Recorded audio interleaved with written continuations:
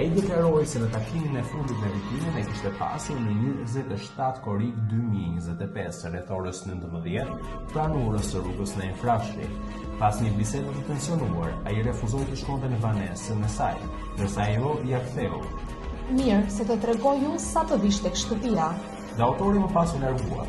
Sipas deklarimeve, ai doli i vetëm për një xhiro në qytet. Rreth orës 23 së bashku me një person të quajtur Aldi, me të cilin u nisën me makinën e Korçës, ku sipas tij kanë qarkulluar pa u ndalur.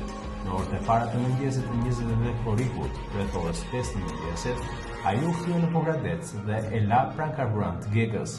Më pas ai shkoi drejt pallatit ku banonte e vetme viktima, ku jashtë derës së saj konstatoi 2 çanta me përbajtje leckash, batanierësh dhe karte peceta me ngjyrë gjaku. Ai deklaroi se i mori çantat dhe i hodhi në një kosh mbeturinash, pa hyrë në banesë dhe pa kontrolluar nëse dera ishte e kyçur. Pas këtij veprimi, ai u rikthye për pak minuta pranë pallatit për merak, pa vënë re në praninë e ndonjë personi dhe u largua drejt banesës së tij. Gjatë rrugës u takua me një shtetas të quajtur Bledi, i cili tha se viktima e kishte kërkuar një natë më parë, në gjendje të dehur, konkretisht me fjalët: Hëmo Ilir Kalaja, dje në orën 11 të darkës të ka kërkuar kozeta në përlagje tek shtëpia dhe ka pyetur gjithë çunat e lagjës për ty, pasi ishte e pirë. Më pas disa minutash qëndroi për një kafe me familjarët e tij dhe rreth orës 6 shkoi në shtëpi. Pak minuta më vonë, në banesën e tij mbriti policia.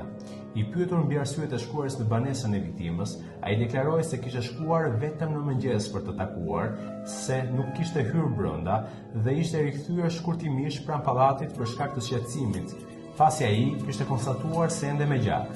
Ai theksoi se nuk kishte parë tym apo flak në banesën e Kozeta Teços, por verifikimet nga kamerat e sigurisë të sekuestruara nga grupi hetimor nuk konfirmohen deklaratat e autorit. Pasi zona ku ka pretenduar Iliran Selman se ka qëndruar, ka ikur dhe më pas është kthyer nga Korça, ka qenë e mbikëqyrur nga kamerat e Bashkisë së Pogradecit dhe të një pike karburanti.